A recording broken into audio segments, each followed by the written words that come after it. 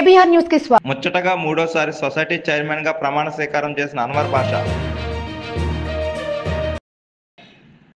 Green hydrogen summit లో పాల్గొన్న చంద్రబాబు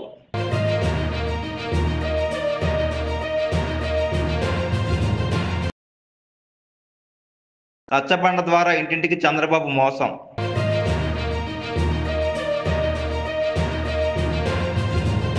గాలి భానుప్రకాష్ పై వరదు కళ్యాణ్ సంచలన వ్యాఖ్యలు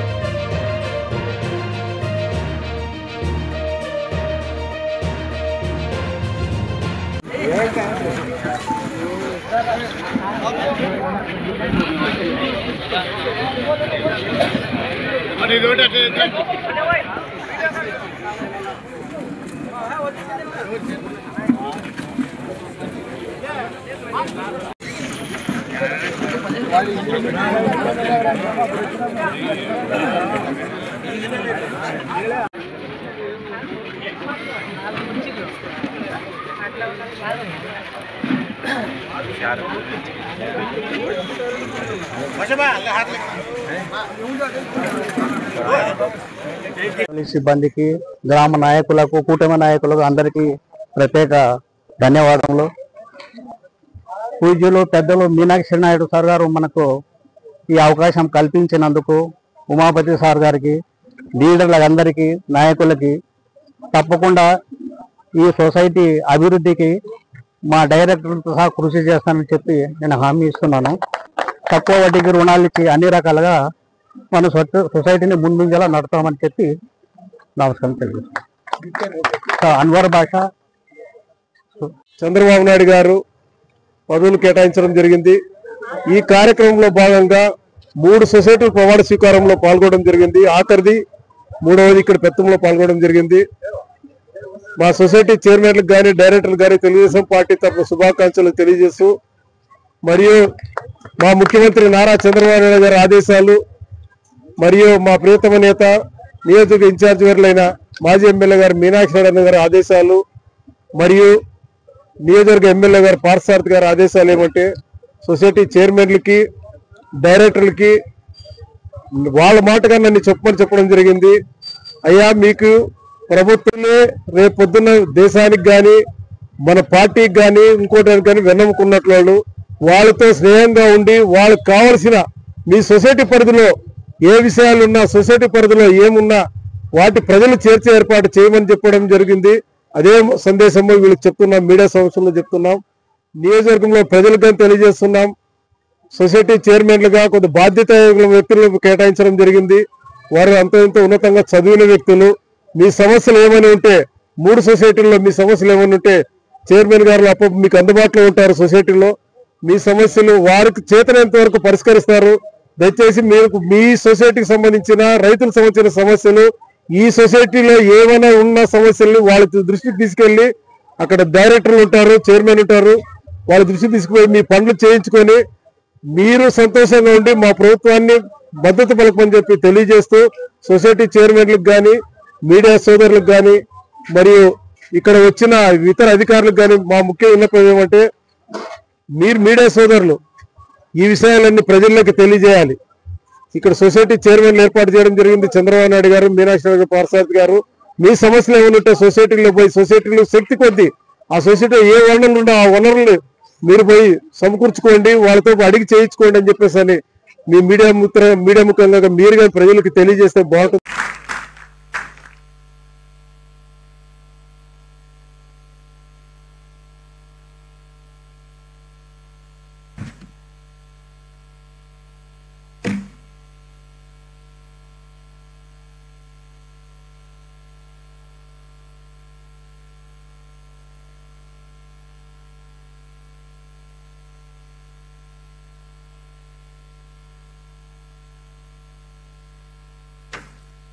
Honorable Minister of State for Rural Development and Communications, Government of India, Dr.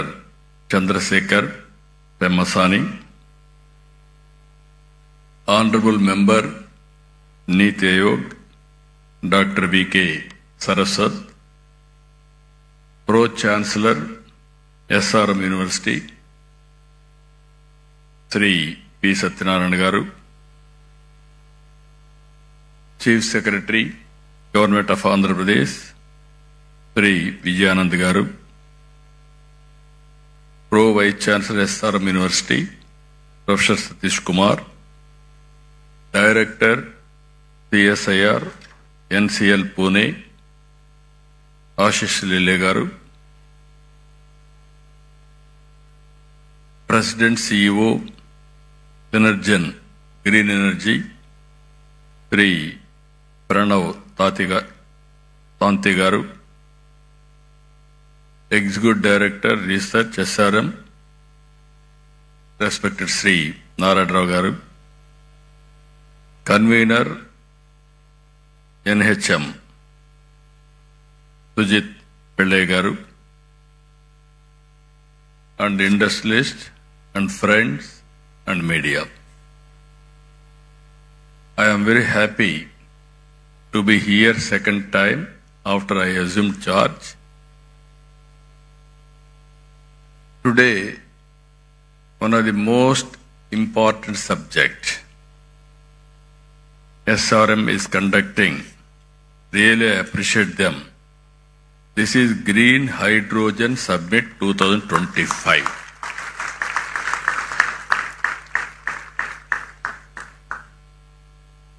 Why I am saying this is very, very important? I have seen transformation in energy sector and also fuel sector. If you can go back 40, 50 years back, at that time, no energy. India, when I born, elementary school, when I used to go to school, we used to use only lanterns. Youngsters may forget about it because you didn't witness that type of situation. After that, power has come, electricity has come to villages. That is a big news and also very, very surprise. Then if you see after some time when I became MLA, there was a big problem of energy, low voltage, all pump sets will be totally spoiled. Even sometimes all crops will be withered away. There were days when I was Chief Minister of Andhra Pradesh, 50% of time whenever there is a session, we are having a budget session in March. March is the best season for agriculture. They need power and also hot. Automatically there is no power. All MLAs used to block the assembly through adjournment motions. Then I used to discuss about, there were days we adjourn the assembly, go to the field, what is happening, and then come back and report to the assembly members. Then I thought in this country, better to go for reforms. Already one state has introduced reforms, Orissa. They were forced to withdraw reforms again because of pressure from public and political parties. In this country, I started first time power sector reforms in 1999 or 2000. That is the beginning. First regulatory commission has been set up. And also transmission, distribution, generation companies have come for more accountable and transparency and better delivery. We are able to manage power position very well at that time. If you see, sometimes we have to pay some price also. I brought power sector reforms. I lost power in 2004.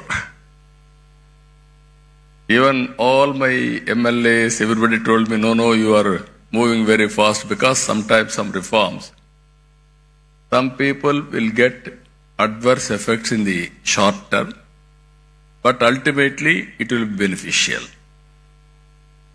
Again, if you see clean energy, solar, wind, all these things, around 2014, prohibitive cost, 14 rupees unit production cost. Nobody thought about it. At that time, Government of India has come forward, Honorable Prime Minister Narendra Modi ji, to promote green energy in a big way, solar, wind, and everything. As rightly mentioned, Mr. Saraswat, panels we had to import from China. 8th class అందరూ It's a prohibitive cost బాగా also. చదువుకుంటున్నారా? So many challenges, okay, opportunities. ఈ రోజు మనందరం కూడా Then we have scaled up in a big way solar energy. Social science అంతా కూడా మీకు ఒక అవగాహన Now it ఉంది, has అవునా కాదా? 2 మీ rupees, టీచర్ బాగా 20 చెప్తున్నాడా? paisa. And also, once we don't know Okay. where power is coming. ఈ సంవత్సరం మీరంతా కూడా Today, you can generate 8వ power. తరగతిలో social Whatever science roof now. చదువుకుంటున్నారు. Even SRM can generate ఇప్పుడు power, మనం ఈ రోజు ఒక required పని చేద్దాం. power for the సిద్ధంగా university ఉన్నారా? campus. That is the అందరూ stage టెన్షన్ లో today. ఉన్నారా? Because of వేరే ఆలోచనలు solar ఉన్నాయా? power is coming. మళ్ళా నేను అడిగి చెప్పగలుగుతారా? But it is only daytime నేను when there చెప్పింది is as it is sunlight. మీరు చెప్పాలి, సరేనా? There is a wind సిద్ధమేనా? power. It will Okay. come only evening, మొదటి that topic too whenever there is a wind. ఎవరన్నా homework Now, చేసుకొని వచ్చారా? pumped చదువుకున్నారా? energy, that is one more చదువుకున్నారా concept I ఈ started subject? not now. అయితే నేను Around brief గా 95, చెప్తాను. 97. చెప్పిన తర్వాత మీరు In ఏదైనా అడిగితే Srisailam. సమాధానం కూడా చెప్పాలి. చెప్తారు కదా? I started reversible Okay. pumps మొదటి సబ్జెక్ట్ వచ్చి for మనకు peak వనరులు. load factor, how to manage. వనరుల గురించి మనకు Then ఒక that చిన్న has కథ. gone some very, at that time, Mona sometimes our Raju demand also is changing తమ according to ఇంటిని situation. శుభ్రపరుస్తూ వాళ్ళ తల్లితో Earlier I వెళ్తా had a ఉంటారు. problem. Power అప్పుడు shortage in the evening, ఈ And బట్టలు, also పాత్రలు, ఆహార ధాన్యాలు, 10 to దువ్వెనలు, 11 like తేనె that, సీసా, because agriculture operation. పుస్తకాలు చూడండి. Today, వీటిలో power is generated during the ప్రతి day. ఒక్క దానికి ఉపయోగం I don't ఉంటుంది. have any problem అనింది. in the morning. ఎవరు? I need more power in the Mona evening చెప్పింది. sometimes. అందుకే Peak load అవి out to ముఖ్యమైనవి. balance. ఇవి అన్ని కూడా Now వనరులు pumped storage అని ఎవరు energy has చెప్పారు? come. Battery has come. అది అయిన తర్వాత Battery is very costly. వనరులు But అంటే ultimately, ఏంటి sustainability is the problem అని రాజు వాళ్ళ and అమ్మని cost అడిగాడు. is the problem. Now we are అడిగినప్పుడు all talking వాళ్ళ అమ్మ now. చెప్పింది ఏం చెప్పిందంటే Clean మన hydrogen. అవసరాలు సంతృప్తి That is పరచడానికి How to ఉపయోగపడేది ఏదైనా make సరే it power అది ఏమంటారు? cost effective వనరులు and అంటారు. affordable. మీ చుట్టూ Either ఒకసారి there is పరిశీలిస్తే a very interesting experiment we are all అనేక thinking వనరులు now. మీరు గమనించవచ్చు. If you see తాగేదానికి global ఏం warming, కావాలంటాం? all తాగినప్పుడు countries are దాహం moving వేసింది ఏం చేస్తారు మీరు? how to go for green water energy. తాగుతారు. తాగినప్పుడు see దాన్ని here, ఏమంటారు? Honorable Prime Minister has అదే announced సమయంలో 500 gigawatts పాఠశాల non-fossil అయిపోయింది. fuel energy by ఇంటికి పోవాలి. 2030. దేంట్లో పోతారు మీరు? బస్సులో And పోతారు. also దాన్ని ఏమంటాం? Net zero by వనరులు అంటాం. 2070. అదే సమయంలో Clean మీరు hydrogen and చదివే its పాఠ్య derivatives. పుస్తకాలు We are దాన్ని aiming ఏమంటారు? decarbonization ఎందుకు వనరు అంటున్నారు? and ఉపయోగపడుతుంది we are కాబట్టి. మీ discussing today నాన్న and tomorrow ఇంటికి here. పోతానే మీకేదో తినబండారు This is where circular దాన్ని economy, తాజా కూరగాయలు recycling of water, తయారు recycling of చేస్తారు. దాన్ని ఏమంటారు? energy recovery, so many things we are వనరులు going అంటే to ఎందుకు discuss. ఉపయోగపడుతుంది. In this, నీరు, Andhra Pradesh విద్యుత్తు, wanted to play అదే very మాదిరిగా major role. Bus, There is one కూరగాయలు, advantage I wanted to పాఠ్య పుస్తకం, inform all of ఇవన్నీ you. కూడా Andhra వనరులు. Pradesh, one ఇవన్నీ కూడా advantage తయారు solar, చేసినప్పుడు నేరుగా గాని Second వస్తువులతో advantage తయారు wind. చేస్తారు. అవునా కాదని అడుగుతున్నా మిమ్మల్ని. third advantage ఇది pumped energy, రావడానికి తయారు చేసే fourth అన్ని కూడా advantage we వనరులే. are having అవునా beautiful కాదా? sea coast, nearly 1000 కాబట్టి kilometers. ఏదైనా ఒక వస్తువు Now వనరుగా- green వనరులుగా ఏ hydrogen you విధంగా wanted మారుతుంది? to, green hydrogen or అని ammonia, రాజుకు all these అనుమానం things you want to export. రాజుకు అనుమానం You వస్తే need port facility. వాటికి విలువ ఉన్నప్పుడే We are having వస్తువులు 1000 వనరులుగా kilometers. మారుతాయి. ఉపయోగం ఉన్నప్పుడే వనరులు అనుకుంటాం. ఉపయోగం లేకపోతే చంద్రబాబు నాయుడు మన గారి వనరులుగా హామీల పరిగణించాం. అవునా కాదా? గతంలో అంటే జగనన్న వెంట నడిచినటువంటి విలువ ఉంటేనే చాలా వనరు. మంది కూడా విలువ లేకపోతే చంద్రబాబు గారు వనరు కాదనేది అధికారంలోకి మన వస్తే అభిప్రాయం. అవునా కాదా? జగనన్న ఇచ్చేటటువంటి అన్ని పథకాలు అంటే కంటిన్యూ ఈ రోజు అవుతాయని మనం అన్నాడు కదా. గుర్తుపెట్టుకోవాల్సింది విలువ దాంతో పాటుగా అంటే కొత్తగా పథకాలు కూడా ఇస్తానంటున్నాడు కదా అని చాలా మంది ఉపయోగం ఉండాలి. చంద్రబాబు విలువ గారి మీద అంటే. అవునా మొగ్గు కాదా? చూపారు. పాపం నిజానికి అదే జగనన్న సమయంలో 11 మీరు సీట్లకే గుర్తుపెట్టుకోవాలి. పరిమితం అవ్వాల్సినంత లోహాలు ఉంటాయి,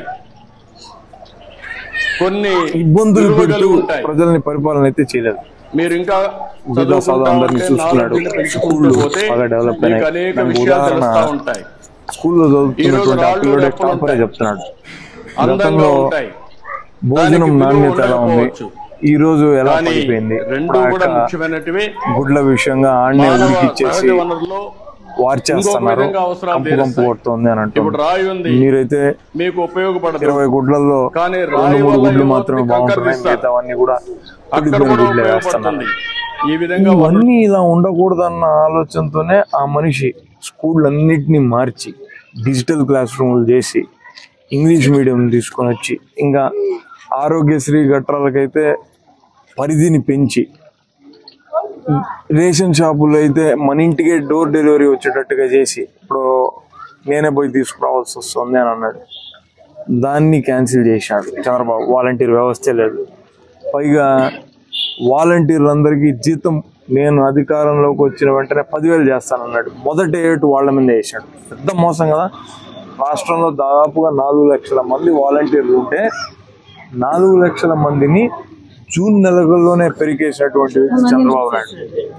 మరి ఇన్ని అబద్ధపు మాటలతో అధికారంలోకి వచ్చిన చంద్రబాబు ఈ సూపర్ 6 హామీలు ఏమన్నా అమలు చేశాడనంటే ఆడాడ ఏదో వరి నాట్లు వేసినట్టుగా కొంతమందికి తల్లికి వందనం కింద డబ్బులు వేసాడు.